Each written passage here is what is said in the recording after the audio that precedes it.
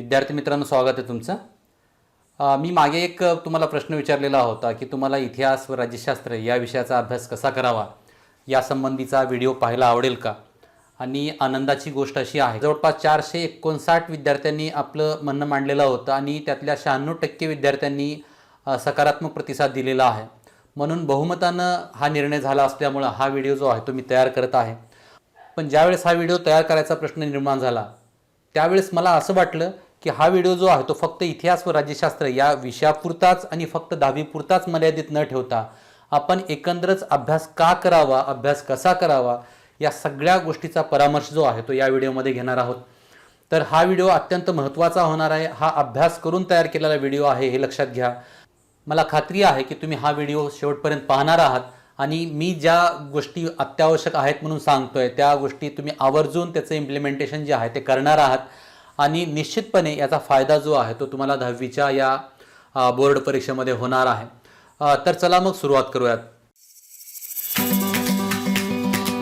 विद्यार्थी मित्रांनो, हा व्हिडिओ थोडासा जास्त लेंदी झालेला आहे त्यामुळे मी हा व्हिडिओ 2 भागामध्ये विभागलेला आहे. आज आपण पहिला भाग जो आहे तो सुरू करूयात. पहिला व्हिडिओ जो आहे तो फक्त इतिहास या विषयापुरता मर्यादित राहिलेला नाही आहे, तर हा व्हिडिओमध्ये मी सगळ्या विषयाचा अभ्यास कसा करावा या अनुषंगाने बोललेलो आहे. आणि दुसऱ्या व्हिडिओमध्ये मात्र आपण फक्त इतिहास या विषयाचा अभ्यास करताना येणारे अडचणी आणि त्याच्यावर आपण कशी मात करायची, कशा पद्धतीनं इतिहासाचा अभ्यास केला म्हणजे चांगले गुण पडतात यासंबंधीचा भाग जो आहे तो आपण चर्चा केलेली आहे. त्यामुळे पहिला व्हिडिओ बघा तुम्ही आणि त्यानंतर दुसरा व्हिडिओ बघा अशी मी तुम्हाला या ठिकाणी सूचना करू इच्छितो. अभ्यास का करावा या प्रश्नाचं उत्तर ज्यावेळेस आपण शोधतो त्यावेळेस मला एक खूप छान असं स्लोगन जे आहे ते तुम्हाला सांगावं वाटतं आणि ते नेल्सन मंडेला यांचं आहे. तुम्हाला माहीत आहे, दक्षिण आफ्रिकेमधील लोकांना न्याय मिळवून देण्यासाठी 27 वर्ष ज्यांनी तुरुंगवास भोगला, हे नेल्सन मंडेला काय म्हणतात की education is the most powerful weapon which you can use to change the world. म्हणजे शिक्षण हे जगाचं परिवर्तन करण्यासाठीचं एक सगळ्यात चांगलं वेपन म्हणून आपल्याला वापरता येतं. इतकी ताकद, इतकी पॉवर जी आहे ती या शिक्षणामध्ये आहे. अर्थात मी थोडंसं हे आपल्याशी रिलेट करून सांगण्याचा प्रयत्न करतो की तुम्हाला तुमचं जर लाईफ बदलायचं असेल, तुमच्या लाईफला चेंज करण्यासाठी सगळ्यात सोपी जर पद्धत कोणती असेल तर तुम्ही नियमितपणे अभ्यास करणं. तुम्हाला फार मोठं टार्गेट ठेवायचं नाही आहे, तुम्हाला फार मोठे कष्ट करायची गरज नाही आहे. तुम्ही जर नियमितपणे ठरलेला आपला अभ्यास जर तुम्ही पूर्ण करत गेलात तर मला वाटतं नक्कीच तुम्ही एक दिवशी आपल्या ध्येयापर्यंत पोहोचाल. आणि दुसरी महत्त्वाची गोष्ट यातली अशी आहे की आपण आपली ध्येय निश्चिती जी आहे ती केली पाहिजेत. म्हणजे जोपर्यंत तुम्ही तुमचं ध्येय ठरवणार नाही तोपर्यंत तुमच्या अभ्यासाला एक नेमकी दिशा जी आहे ती येणार नाही. म्हणजे मी अभ्यास का करतोय हेच तुम्हाला जर निश्चित माहिती नसलं तर तुम्ही अभ्यास का कराल हो. त्यासाठी मला असं वाटतं की आपण अभ्यास करण्या अगोदर आपलं नेमकं ध्येय काय आहे, मला जीवनामध्ये जाऊन काय करायचं आहे, हे एक आपलं टार्गेट जे आहे ते आपण फिक्स केलं पाहिजेत. आणि हे टार्गेट ज्यावेळेस तुम्ही फिक्स कराल त्यावेळेस निश्चितपणे ते टार्गेट गाठण्यासाठी, ते टार्गेट जे आहे ते पूर्ण करण्यासाठी जे काही कष्ट करावे लागणार आहेत, ज्या काही पायऱ्या चढाव्या लागणार आहेत, त्या सगळ्या पायऱ्या चढण्याची मानसिक एक ताकद ज्याला म्हणतो आपण ती तुमच्यामध्ये निर्माण होईल. आणि ही ताकद निर्माण होण्यासाठी पहिली पायरी कोणती आहे की अगोदर तुम्ही तुमचं ध्येय जे आहे ते निश्चित केलं पाहिजेत. म्हणजे मी 10वीला इतके टक्के मार्क मिळवणारच अशा पद्धतीचं एक टार्गेट जर तुम्ही निश्चित केलात तर मला वाटतं ते टार्गेट पूर्ण करण्यासाठी जो काही अभ्यास करावा लागतो, ज्या काही अभ्यास पायऱ्या आपल्याला पूर्ण कराव्या लागतात, त्या सगळ्या अभ्यास पायऱ्या पूर्ण करण्याची तुमची स्वतःची इच्छा जी आहे ती होत जाईल. आता बऱ्याच वेळा मी असं बघतो की बरेच विद्यार्थी थोडंसं चुकीच्या पद्धतीचा विचार करतात. म्हणजे बऱ्याच लोकांना असं वाटतं की आपण अभ्यास करतोय म्हणजे आईवडिलांवर आपण खूप काहीतरी म्हणजे उपकार करतोय किंवा आईवडिलांची आवश्यकता म्हणून आपण अभ्यास करतोय. तुम्हाला असं होतं की 10वीला ज्यावेळेस तुम्ही येता त्यावेळेस तुमचे आईवडील सातत्यानं म्हणत असतात की अभ्यास कर, आई म्हणते, वडील म्हणतात किंवा तुमचे रिलेटिव्ह म्हणतात आणि तुम्हाला वाटतं की आपण अभ्यास केल्यामुळे यांचा काहीतरी फायदा होणार आहे. आपण इथं चुकतो. सगळ्यात महत्त्वाची गोष्ट अशी आहे की तुम्ही अभ्यास केल्यामुळे आईवडिलांचा कुठलाही फायदा होणार नाही, तुमच्या गुरुजनांचाही कुठलाही फायदा होणार नाही. केवळ तुम्ही अभ्यास केला तर त्यांना आत्मिक समाधान मिळू शकतं किंवा त्यांना खूप छान वाटू शकतं की माझा मुलगा अभ्यास करतोय, माझा विद्यार्थी अभ्यास करतोय. मात्र त्या अभ्यासाचा फायदा कुणाला होणार आहे, तर त्या अभ्यासाचा फायदा फक्त तुम्हाला होणार आहे, किंवा मी असं म्हणेन की सगळ्यात जास्त त्या अभ्यासाचा फायदा जो आहे तो तुम्हाला होणार आहे. आणि लक्षात घ्या की आपण केलेल्या अभ्यासाची चोरी कोणीही करू शकत नाही. हा अभ्यास जो आहे तो आपल्या ब्रेनमध्ये साठवला जातो आणि हा अभ्यास तुमच्यापासून कोणीही हिरावून घेऊ शकत नाही. म्हणजे अनेक विद्यार्थी परीक्षेच्या कालखंडामध्ये असा विचार करतात की आपण कुठल्या तरी चुकीच्या मार्गानं, मी काय म्हणतो तुम्हाला कळत असेल, चुकीच्या मार्गानं आपण मार्क घेऊ चांगले, पण मी तुम्हाला असं म्हणतो की त्या मार्काचा तुमच्या लाईफमध्ये तुम्हाला कुठेही उपयोग जो आहे तो होणार नाही. त्यामुळं जितका चांगला अभ्यास तुम्ही स्वतःहून कराल ते गोष्ट तुमच्यासाठी, तुमच्या जीवनाच्या उत्कर्षासाठी चांगली आहे. कारण 10वीचं वर्ष हे असं एक वर्ष आहे, इथून तुमच्या जीवनाला दिशा मिळते. म्हणजे आतापर्यंत आपण ज्या काही चुका केलेल्या आहेत त्या चुका सगळ्या दुरुस्त करण्याची संधी तुम्हाला 10वीच्या वर्गामध्ये मिळत असते. आणि मला तुम्हाला आवर्जून हे सांगायचं की ही संधी तुम्ही गमावता कामा नये. जर ही संधी तुम्ही गमावलात तर जीवनामध्ये पुढेच्या काळामध्ये तुम्हाला तुमच्या हातामध्ये काही शिल्लक राहत नाही आणि तुम्हाला स्वतःवरच एक पद्धतीचा आपण रोष देत राहतो की मी जर 10वीला असताना चांगला अभ्यास केला असता तर मला चांगल्या पद्धतीचं कॉलेज मिळालं असतं, चांगली साईट जी आहे ती निवडता आली असती, मला डॉक्टर व्हायचं होतं, मला इंजिनियर व्हायचं होतं, मला IAS व्हायचं होतं, किंवा अजून काही मला CA व्हायचं होतं. असे वेगवेगळे टार्गेट तुम्ही ठरवलेले असतील. जर तुम्हाला सगळं तुमचे टार्गेट जे आहे ते पूर्ण करायचे असतील, तुमचे स्वप्न पूर्ण करायचे असतील, तर तुम्हाला 10वीच्या वर्गामध्ये नियमितपणे सातत्यानं अभ्यास जो आहे तो करावा लागणार आहे. आता मी जो पुढचा मुद्दा बोलणार आहे तो मुद्दा फार महत्त्वाचा आहे. आता मला काय वाटतं बघा, मला एक असं वाटतं वैयक्तिकरित्या की अभ्यास करत असताना प्रेरणा जी आहे ती महत्त्वाची आहे. आणि प्रेरणा दोन प्रकारच्या असतात. एक असते बाह्य प्रेरणा आणि दुसरी असते स्वयंप्रेरणा. बाह्य प्रेरणा म्हणजे काय? बाह्य प्रेरणा म्हणजे तुमचे आईवडील सांगतायत किंवा तुम्ही एखाद्या कुणातरी एका फार मोठ्या व्यक्तीची मुलाखत ऐकलेली आहे, त्यांचं भाषण ऐकलेलं आहे, व्याख्यान ऐकलेलं आहे आणि त्यांनी सांगितलेलं आहे की मी कशा पद्धतीने कष्ट केले आणि कशा पद्धतीनं अभ्यास केला, आणि ते पाहिल्यानंतर तुम्हाला थोडा वेळ वाटतं की आपण पण अभ्यास करावा. 2-4 दिवस तुम्ही तशा पद्धतीचा अभ्यास पण करता. मात्र ही प्रेरणा कायम टिकत नाही. ही प्रेरणा तात्पुरती असते आणि त्यामुळं ही प्रेरणा मला वाटतं तुम्हाला तुमच्या ध्येयापर्यंत घेऊन जात नाही. तर मग काय करायला पाहिजे? तर कुठली प्रेरणा आवश्यक आहे? तर माझ्या मते तुम्हाला अंतरप्रेरणा महत्त्वाची आहे. म्हणजे जोपर्यंत तुम्हाला स्वतःला वाटणार नाही की मला हे ध्येय गाठायचंय, मला हे करूनच दाखवायचंय, तोपर्यंत तुम्ही अभ्यासाला लागत नाही.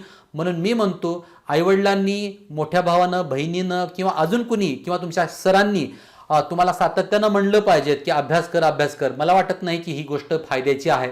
मला नेहमी असं वाटतं की विद्यार्थ्याला स्वतःला वाटलं पाहिजे की मला हे करायचंय आणि मी ते केल्याशिवाय थांबणार नाही. म्हणजे स्वयंप्रेरणा महत्त्वाची आहे. ज्या व्यक्ती स्वतःहून प्रेरित होतात अभ्यासासाठी त्या व्यक्तींना कोणीही थांबवू शकत नाही, त्यांना यशापासून कोणीही परावर्त करू शकत नाही. ते त्यांचं ध्येय जे आहे ते प्राप्त करतात, म्हणजे 100% करतात. ही गोष्ट लक्षात ठेवा. आता अभ्यास करत असताना सगळ्यात महत्त्वाची पुढची गोष्ट अशी आहे की अभ्यासाचं नियोजन हवं. आणि अभ्यासाचं नियोजन करत असताना बरेच विद्यार्थी जे आहे ते पहिल्या टप्प्यामध्येच इतके म्हणजे आयडियल नियोजन करतात की ज्यामुळं अभ्यास तर होत नाही, उलट त्यांना अभ्यास हा अत्यंत अवघड आहे असं वाटायला लागतं. म्हणजे मी अशा काही विद्यार्थ्यांना बोललेलो आहे, अशा विद्यार्थ्यांचं मी काही पाहिलेलं आहे की सुरुवातीला ते खूप मोठं टार्गेट ठरतात. म्हणजे अगदी दिवसाला 8 तास अभ्यास करणार, 10 तास अभ्यास करणार वगैरे वगैरे. मी म्हणतो ही गोष्ट अशक्य आहे. जर तुम्ही सुरुवातीलाच मोठं टार्गेट ठेवलात तर तुम्ही कधीही अभ्यास करू शकत नाही. माझी पद्धत मी तुम्हाला सांगतो की मी छोटे छोटे टार्गेट जे आहे ते ठेवतो आणि त्या पद्धतीने ते टार्गेट जे आहे ते पूर्ण करत जातो. तुम्ही काय करायला पाहिजेत बघा, तुम्ही जे आहे ते हळूहळू अभ्यासाला सुरुवात केली पाहिजेत. म्हणजे अगदी पहिल्या टप्प्यामध्ये तुम्ही अगदी 1 तास 2 तासाचं नियोजन करा. मात्र दुसरी महत्त्वाची गोष्ट अशी आहे, जर 2 तासाचं नियोजन केलात किंवा 1 तासाचं नियोजन केलात तर ते 1 तासाचं किंवा 2 तासाचं नियोजन परफेक्ट फॉलो केलं जाईल या गोष्टीची खात्री करून ठेवा. ही गोष्ट जोपर्यंत तुम्ही करत नाही तोपर्यंत तुमच्या नियोजनाला काहीही महत्त्व नाही. म्हणजे कागदावर नियोजन करणारे खूप सारे विद्यार्थी असतात, त्यांचे खूप सारे आयडियल नियोजन जे आहे ते केलेले असतात. मात्र माझं म्हणणं वैयक्तिक असं आहे की जोपर्यंत ते नियोजन इम्प्लिमेंटेशनमध्ये येत नाही किंवा त्याची अंमलबजावणी होत नाही तोपर्यंत त्या नियोजनाला काहीही अर्थ उरत नाही. त्यामुळे नियोजन करतानाच असं करा ज्या नियोजनाची तुम्ही अंमलबजावणी जी आहे ते करू शकता. आता आपण अभ्यासाचे शत्रू बघू. आता अभ्यासाचे शत्रू जे आहेत ते 2 प्रकारचे असतात. एक तर अंतर्गत शत्रू असतात आणि दुसरे जे आहेत ते अभ्यासाचे बाह्य शत्रू असतात. पहिल्यांदा आपण अभ्यासाचे अंतर्गत शत्रू जे आहेत ते कोणते आहेत ते पाहू. त्यातला पहिला शत्रू आहे आळस. म्हणजे आळस हा आपल्या अंगामध्ये इतका भिनलेला असतो की त्यातनं बाहेर पडणं अनेक लोकांना शक्य होत नाही. बहुतांश लोकांना आळसावर मात करता येत नाही म्हणून ते मागे राहतात. आणि मी तुम्हाला खात्रीशीररित्या सांगतो, जर तुम्ही तुमच्या शरीरामधील तुमच्यामधील आळसाला दूर लोटलात किंवा तो आळस जो आहे तो तुमच्या अभ्यासामध्ये अडथळा त्याचा निर्माण होऊ दिला नाहीत तर नक्कीच तुम्ही पुढे जाऊ शकाल. बरेच विद्यार्थी काय करतात, उद्या करू किंवा परवाला करू किंवा दुपारनंतर करू किंवा संध्याकाळी करू किंवा सोमवारी करू, शुक्रवारी सुरुवात करू. काही लोकांना तर 1 तारखेचा मुहूर्त जो आहे तो आवश्यक वाटतो. खूप साऱ्या काहीतरी गोष्टी ज्या आहेत त्या करत राहतात. असं काही करायचं नाही. ज्या वेळेस तुम्ही ठरवलंय त्यावेळेस ती वेळ मला वाटतं सगळ्यात परफेक्ट असते. आणि अगदी कुठलाही वार असो, कुठलीही तारीख असो, काही फरक पडत नाही. तुम्ही आज हा व्हिडिओ पाहिलात तर मला असं सांगायचं तुम्हाला की हा व्हिडिओ बंद केल्यानंतर किंवा हा व्हिडिओ संपल्यानंतर लागलीच तुम्ही नियोजन करा आणि तशा पद्धतीनं तुम्ही छोटे छोटे टार्गेट ठेवून अभ्यासाला सुरुवात करा. आता दुसरा जो शत्रू आहे तो आहे निष्काळजीपणा. निष्काळजीपणा म्हणजे काय की आपण अभ्यासासंबंधी थोडंही गांभीर्याने घेत नाही. म्हणजे आपण अभ्यास जो आहे तो जोपर्यंत गांभीर्याने घेत नाही, अभ्यासाची काळजी करत नाही, म्हणजे जसे की आपल्याला असं वाटलं पाहिजे 1 तास 2 तास आपण विनाकारण जर वेस्ट घातले तर आपल्याला असं वाटलं पाहिजे की मी खूप मोठा वेळ जो आहे तो विनाकारण घातलेला आहे, वाया घातलेला आहे. आता मला निष्काळजीपणा जो आहे तो दूर लोटायचा आहे आणि आपण अभ्यासाची काळजी जी आहे ती करायला शिकलं पाहिजेत. आता पुढचा मुद्दा आहे भावनावर नियंत्रण नसणे. बऱ्याच विद्यार्थ्यांचं भावनावर बिलकुल नियंत्रण नसतं. तुमचा एखादा मित्र फोन करत असतो की चल आपण खेळायला जाऊ, तुम्ही आत्ताच खेळून आलेले असता पण भावनावर नियंत्रण नाही, परत खेळायला निघाले. किंवा तुम्ही बाहेरून आलेला असता आणि परत मित्र म्हणतो की बाहेर चल, लगेच आपण बाहेर जातो. म्हणजे या ज्या गोष्टी आहेत ना, या गोष्टी आपल्याला टाळता आल्या पाहिजेत. आपण थोडंसं आत्तापासूनच आपल्या स्वतःच्या भावनांचं नियोजन करता आलं पाहिजेत. आपल्याला त्याच्यावर कंट्रोल जे आहे ते ठेवता आलं पाहिजेत. काही मुलं विनाकारण हट्टीपणा करतात बघा. काही मुलं विनाकारण हट्टीपणा करतात. म्हणजे मला हेच पाहिजे, मला तेच पाहिजे. आपल्या आईवडिलांना आपण काहीतरी मागत असतो की मला गाडी घेऊन द्या, मला सायकल घेऊन द्या, तरच मी अभ्यास करेन. म्हणजे एक प्रकारचं मी काय म्हणतो की ब्लॅकमेलिंग जे आहे ते आपण करतो. आणि असं जे ब्लॅकमेलिंग करणारे विद्यार्थी असतात ते कधीही त्यांच्या जीवनामध्ये पुढे जाऊ शकत नाहीत. कशासाठी करायचं हे सगळं? आईवडील कुणासाठी प्रयत्न करतायत? आईवडिलांचे जे प्रयत्न आहेत ते किती महत्त्वाचे आहेत. अहोरात्र मेहनत करतात आईवडील आपल्यासाठी आणि आपण त्यांना परत त्रास देणं हे योग्य आहे का, याचा थोडंसं तुम्ही विचार करणं गरजेचं आहे. मला वाटतं की आईवडील त्यांना जेवढं चांगल्या पद्धतीचं तुम्हाला देता येईल त्या सगळ्या सोयी सुविधा तुम्हाला देतात. मी या कालखंडामध्ये खूप सारे आईवडील असं बघतोय की ज्यांच्याकडे आर्थिक क्षमता नसतानाही मुलांना मोबाईल घेऊन देतात. तर त्या सर्व मुलांना मी आवर्जून सांगेन की तुम्ही तुमच्या आईवडिलांच्या कष्टाची थोडी तरी जाण ठेवा. आणि आपले आईवडील इतके कष्ट आपल्यासाठी करतायत, मग आपण तर थोडंसं त्यांना सहकार्य केलं पाहिजेत ना. ही गोष्ट तुम्ही महत्त्वाची आहे हे लक्षात ठेवा. त्यानंतर काही मुलांना परीक्षेची भीती वाटते किंवा काही विषयाची भीती वाटते. आता इतिहास हा विषय जो आहे तो आवडणाऱ्या विद्यार्थ्यांची संख्या फार मर्यादित असते, मला माहिती आहे.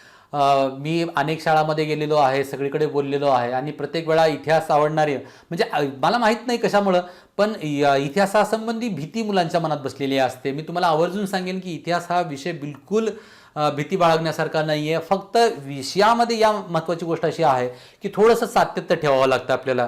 काही मुलांना परीक्षेची भीती वाटते. आता परीक्षेची भीती कशामुळे वाटत असेल तर अभ्यास न झाल्यामुळे वाटते. जर तुम्ही सातत्यानं अभ्यास केलात, छान पद्धतीनं नियोजन करून अभ्यास केलात तर परीक्षेची भीती बाळगण्याचं काही कारण नाही. त्यानंतर ताणतणाव. ताणतणाव हा सुद्धा एक फार मोठा शत्रू आहे बरं का. तुमच्या अभ्यासामधला एक अडथळा आहे असं मी तुम्हाला म्हणेन की आपण लहान लहान गोष्टीचा ताण घेतो. ताण यायला हवा का, तर ताण हा येणं ही नैसर्गिक गोष्ट आहे. मात्र त्या येणाऱ्या आपण ताणावर कशा पद्धतीनं मात करतो ही गोष्ट मला महत्त्वाची वाटते. ताण येणं गरजेचं आहे, मात्र तो अतिरिक्त नाही आला पाहिजे, तो जास्त नाही आला पाहिजेत. आता पुढचा शत्रू जो आहे तो आहे व्यायामाचा अभाव. बऱ्याच विद्यार्थ्यांना व्यायामाची आवड असू शकते, मात्र मी जे पाहिलेलं आहे त्यातील 90% विद्यार्थी अजूनही व्यायाम करत नाहीत. तुम्ही 9वीला 10वीला आहात आणि व्यायाम कधीपासून केला पाहिजे, तर व्यायाम अगदी वयाच्या तुम्ही 10व्या वर्षानंतर करू शकता. म्हणजे ज्यावेळेस तुम्ही 4थीला असता, 4थीनंतर नियमितपणे व्यायाम केला पाहिजेत. तुम्हाला फार मोठा व्यायाम होत नसला तरी तुम्ही अगदी सूर्यनमस्कार करा किंवा थोडंसं जॉगिंग ज्याला म्हणतो आपण, थोडंसं जाऊन या, बाहेर फिरायला जाऊन या, थोडी रनिंग करा, सूर्यनमस्कार करा, प्राणायाम करा किंवा तुम्हाला जर योगासन जमत असतील तर योगासन करा. आणि व्यायाम जर केला तर तुम्ही नक्कीच तुमचं माइंड जे आहे ते फ्रेश राहतं आणि छान पद्धतीचा अभ्यास जो आहे तो तुम्ही करू शकता. आता अभ्यासातले जे बाह्य शत्रू आहेत त्यांचा आता आपण विचार करू. त्यातला पहिला शत्रू जो मी निवडला आहे तो आहे मित्रमैत्रिणी. तुम्ही म्हणसाल की तुम्ही आमचे मित्र आमच्यापासून दूर लोटता आहे. बिलकुल असं नाही आहे. तुम्ही मित्र असावेत. तुम्हाला बिलकुल मी हे मानणार आहे की मित्र अत्यंत महत्त्वाचे असतात जीवनामध्ये. माझे खूप सारे मित्र आहेत. सगळ्या महाराष्ट्रामध्ये नाही तर महाराष्ट्राच्या बाहेर पण माझे मित्र आहेत. मित्र असलेच पाहिजेत. मात्र मित्र हे तुमच्या अभ्यासामध्ये अडथळा जर करत असतील तर मी म्हणतो की ते मित्र असू शकत नाहीत. म्हणजे तुम्ही त्या मित्रांना तुमच्या अभ्यासाच्या नियोजनामध्ये कुठलाही बदल न करताना वेळ द्या ना तुम्ही. आता दिवसाचे 24 तास आहेत. या 24 तासामधले काही काळ जर तुम्ही बाजूला काढलात मित्रांसाठी तरी चालू शकतं ना. तुम्ही तुमच्या अभ्यासाच्या नियोजनामध्ये मात्र मित्र जे आहेत ते अडथळा आणणार नाहीत याची खात्री बाळगत जा. त्यानंतर सगळ्यात मोठा जर शत्रू कोणता असेल आत्ताच्या युगामध्ये तो आहे TV. लहानपणी बऱ्याच वेळा असं होतं की आई वडीलच TV बघायला तुम्हाला प्रोत्साहन देत असतात. म्हणजे एखादं मुलगा सातत्यानं काहीतरी त्रास देत असतं म्हणून त्याला एखादं कार्टूनचं चॅनल लावून दिलं जातं, ते बघत बसतं आणि मग त्याला ती सवय होते. तर TV पासून आपण थोडंसं दूर राहिलं पाहिजेत. म्हणजे मी तुम्हाला अगदी माझ्या संबंधी सांगतो. मी अगदी क्वचित TV बघतो. म्हणजे एखादा दुसरा प्रोग्राम आणि तोही अर्धा तास 1 तास यापेक्षा जास्त वेळ मी कधीही TV बघत नाही. आठवड्यातून हार्डली मी एखादा चित्रपट बघत असेन तोही बघत नाही. म्हणजे तितका वेळ मी TV पुढे बिलकुल स्पेंड करत नाही. त्यानंतर मोबाईल मात्र हा आता असा आलेला आहे की आता तुम्ही मोबाईलमध्येच हे बघतायत. त्यामुळे तुम्ही म्हणताल की मोबाईल कसा शत्रू होऊ शकतो. पण मोबाईल हा अभ्यासासाठी वापरणे वेगळं आणि टाईमपाससाठी वापरणे वेगळं. मोबाईलमध्ये असं होतं मित्रांनो की तुम्ही जर कितीही सर्च करत गेला तर नाही तेवढ्या गोष्टी आहेत त्याच्यामध्ये. मोबाईलचा चांगला वापर करता आला पाहिजेत. आपल्या आईवडिलांनी आपल्याकडे अत्यंत विश्वासानं मोबाईल जो आहे तो सुपूर्द केलेला आहे. त्यामुळे मी तुम्हाला आवर्जून सांगेन की मोबाईल आहे त्याच्यामधला जो इंटरनेटचा भाग आहे, इंटरनेटवर नाही तेवढं सर्च करता येतं, नाही तेवढ्या गोष्टी ज्या आहेत त्या करता येतात. त्यानंतर मोबाईलमध्ये वेगवेगळे गेम्स असतात, ते सुद्धा तुम्ही खेळत असाल. पण मी म्हणतो की गेम्स बिलकुल तुम्ही डाउनलोड करून घेऊ नका. तुमच्या मोबाईलमध्ये गेमच ठेवू नका. त्यामुळे तो प्रश्नच येणार नाही. तुम्हाला खरंच एखादा गेम खेळावा वाटला तर तुम्ही घरामध्ये जे काही बैठे खेळ असतात ते सुद्धा खेळू शकता किंवा आउटडोअर गेम्स जर तुम्ही शक्य असेल तर ते सुद्धा खेळू शकता. तुम्ही मोबाईलमध्ये गेम खेळू नका असं मी तुम्हाला आवर्जून सांगेन. आता आपण पुढच्या मुद्द्याकडे जाऊ. हा अत्यंत महत्त्वाचा मुद्दा आहे. हा मुद्दा आहे वेळ कसा वाया जातो. लक्षात घ्या, ज्या व्यक्तीला कळतं की आपला वेळ कसा वाया जातोय तो व्यक्ती खऱ्या अर्थानं आपल्या अभ्यासाचं, आपल्या वेळेचं खूप छान पद्धतीने नियोजन जे आहे ते करू शकतो. त्यामुळे तुम्ही थोडंसं शोधा की वेळ कसा वाया जातो. मी जे काही पॉईंट काढलेले आहेत त्या पॉईंटमधला पहिला पॉईंट आहे, आपण बऱ्याच वेळा असं म्हणतो की नंतर करू किंवा उद्या बघू. म्हणजे हे मी अगोदर पण बोललेलो आहे की असं नका करू तुम्ही. म्हणजे संत कबीर यांनी जे सांगितलेलं आहे, कल करे सो आज कर, कल करे सो आज कर, आज करे सो अब. हे जर तुम्ही लक्षात ठेवलात की आता लगेच आपल्याला करायचंय, आपण नंतर उद्या बघू, अशा गोष्टी बिलकुल मनामध्ये आणायच्या नाही. त्यानंतर दुसरी एक गोष्ट अशी असते की स्वप्नरंजन. खूप सारे विद्यार्थी स्वप्नरंजन करत असतात की 10वीला मला 100% मार्क पडणार आहेत, माझा सत्कार होणार आहे, गावात सत्कार होणार आहे, शाळेमध्ये सत्कार होणार आहे, आई मला ही घेऊन देणार आहे, वडील असे देणार आहेत, मामा मला गिफ्ट देणार आहे, वगैरे वगैरे. अरे असं स्वप्नरंजन नका करू ना. अगोदर तुम्ही अभ्यास करा आणि अभ्यास करत करत तुम्ही पुढे जायचा विचार करा. फक्त तुम्ही अभ्यास न करता स्वप्नरंजनच करत बसलात तर नक्कीच ते स्वप्न तुमचं भंग पावणार आहे, हे लक्षात घ्या. बऱ्याच ठिकाणी आता व्यसन हे सुद्धा फार गंभीर झालेलं आहे. आता यावर मी एक स्वतंत्रपणे बोलणार आहे तुम्हाला. या व्हिडिओमध्ये त्यासंबंधी फार बोलायची माझी काही इच्छा नाही आहे, कारण हा फार मोठा विषय आहे. म्हणजे अगदी 7वीच्या विद्यार्थ्यापासून मी पाहिलेलं आहे की व्यसनाधीन झालेली मुलं आहेत. मला असं म्हणायचं आहे की व्यसन हे तुमच्या आयुष्यातला सगळ्यात मोठा शत्रू आहे. तुम्ही व्यसनाला हातसुद्धा लावू नका. कधीही आयुष्यामध्ये विषाची परीक्षा करायची नाही. बऱ्याच वेळा असं होतं की तुमचे मित्र असतील, कोणीतरी तुम्हाला असं म्हणतं की चव घेऊन बघ, असं कर तसं कर. मी तुम्हाला असं सांगतो, त्याची सुरुवातच करायची नाही. तुम्हाला माहिती आहे ते खूप मोठं विष आहे आणि आपण त्याच्यापासून कोसो मील दूर राहायचं. जर तुम्ही त्याच्यावर मात करू शकला तर जीवनामध्ये यशस्वी होऊ शकाल. स्वामी विवेकानंद यांनी एका ठिकाणी असं म्हणलेलं आहे की उठो जागो और तब तक नहीं रुको जब तक लक्ष्य ना प्राप्त हो जाए. म्हणजे तुम्ही जागं व्हा, उठा, जागं व्हा आणि तुमचं स्वप्न जे आहे ते पूर्ण झाल्याशिवाय थांबू नका. अशा पद्धतीचे उद्गार स्वामी विवेकानंद यांचे काढलेले आहेत. ते उद्गार मला वाटतं की नेहमी प्रेरणादायी तुमच्यासाठी राहिले पाहिजेत. आता वेळेचं व्यवस्थापन कसं केलं पाहिजे ते बघा. वेळ वाचवण्यासाठी काय करायला पाहिजे, तर पहिल्यांदा तुम्ही ध्येय निश्चिती केली पाहिजेत. मी अगदी सुरुवातीला याबद्दल बोललेलो आहे, त्यामुळे तो भाग परत रिपीट करत नाही. दुसरा महत्त्वाचा भाग आहे नियोजनाचा, प्लॅनिंगचा. त्याबद्दलही मी तुम्हाला बोललेलो आहे. नियोजन अगदी परफेक्ट केलं पाहिजेत आणि नियोजन जितकं परफेक्ट आहे त्यापेक्षाही त्याचं इम्प्लिमेंटेशन फार महत्त्वाचं असतं. त्यानंतर सिंहावलोकन, म्हणजे आपण मागे वळून पाहिलं पाहिजेत की मी आत्तापर्यंत करतोय ते योग्य करतोय का.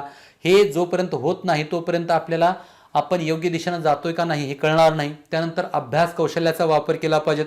थोडंसं स्मार्ट वर्क जे आहे ते करता आलं पाहिजेत आपल्याला. थोडा अभ्यास कौशल्याचा वापर जो आहे तो आपण केला पाहिजेत. आपल्याला थोडंसं स्मार्ट वर्क करता आलं पाहिजेत. म्हणजे नेहमीच हार्डवर्क असं नको, तर काही गोष्टी ज्या आहेत त्या थोड्याशा सोप्या पद्धतीनं करता येतील का याचा विचार जो आहे तो आपण करत राहावा आणि त्याच्यामध्ये दिवसेंदिवस सुधारणा कशी होईल यासंबंधी सुद्धा आपण विचार करावा. त्यानंतर शिस्त जी आहे ती आली पाहिजेत. तुम्ही जोपर्यंत तुमच्या जीवनामध्ये शिस्त आणणार नाही तोपर्यंत तुम्हाला तुमच्या ध्येयापर्यंत पोहोचता येणार नाही. ही गोष्ट लक्षात ठेवा. शिस्त ही अत्यंत महत्त्वाची आहे. नियमितपणा आपल्याला आणता आला पाहिजेत. आपल्या जीवनामध्ये आपल्याला शिस्त आणता आली पाहिजेत. आपल्याला निर्णय क्षमता जी आहे ती वाढवता आली पाहिजेत. म्हणजे या विषयाचा अभ्यास करू की त्या विषयाचा अभ्यास करू असं करत बसायचं नाही बिलकुल. आपण एक टार्गेट ठरवायचा, आपण एक नियम ठरवायचा आणि त्या नियमानुसार आपण अभ्यास जो आहे तो करत जायचा. त्यानंतर सकारात्मक दृष्टिकोन जो आहे तो आपल्याला ठेवताच आला पाहिजे. सकारात्मक दृष्टिकोनाशिवाय तुम्ही अभ्यास करू शकत नाही. सकारात्मक दृष्टिकोन म्हणजे काय याचं एक खूप छान उदाहरण जे आहे ते ओरियन स्पेट मार्डेन यांच्या मेकिंग युअरसेल्फ नावाच्या ग्रंथामध्ये दिलेलं आहे. ते उदाहरण मी तुम्हाला सांगतो. एकदा काय झालं की युरोपमधल्या दोन वेगवेगळ्या कंपन्यांचे प्रतिनिधी जे आहेत ते आफ्रिकेमध्ये गेले आणि आफ्रिकेमध्ये ते यासाठी गेले की त्यांना सर्वे करायचा होता की आफ्रिकेमध्ये बूट, शूज याला मागणी आहे का नाही. आणि त्या दोन प्रतिनिधींचा दृष्टिकोन कसा वेगवेगळा होता हे तुम्हाला यावरनं दिसून येईल. त्यातल्या एका प्रतिनिधींनी आपल्या कंपनीच्या बॉसला जो आहे तो फोन केला हेड ऑफिसमध्ये की आफ्रिकेमध्ये आपल्याला बिलकुल चान्स नाही आहे, कारण की या ठिकाणचे लोक शूज वापरत नाहीत, त्यामुळं आपल्या कंपनीच्या शूजला इथं काही आपल्याला चान्स मिळेल असं मला बिलकुल वाटत नाही. आणि त्याच टाईमला सेम टाईम दुसऱ्या कंपनीचा जो प्रतिनिधी आहे त्या प्रतिनिधी सकारात्मक दृष्टिकोन ठेवणारा होता आणि त्यानं आपल्या बॉसला फोन केला आणि तो असं म्हणतो आफ्रिकेमध्ये आपल्याला प्रचंड स्कोप आहे, कारण आफ्रिकेमधील लोक शूज वापरत नाहीत, त्यामुळे आपल्याला ही सगळी बाजारपेठ जी आहे ती काबीज करता येईल. म्हणजे बघा, एकाचा दृष्टिकोन जो आहे तो नकारात्मक आहे आणि दुसऱ्याचा सकारात्मक आहे. त्यामुळे आपण सुद्धा आपल्यामध्ये नेहमी सकारात्मक दृष्टिकोन जो आहे तो बिंबवण्याचा प्रयत्न केला पाहिजे.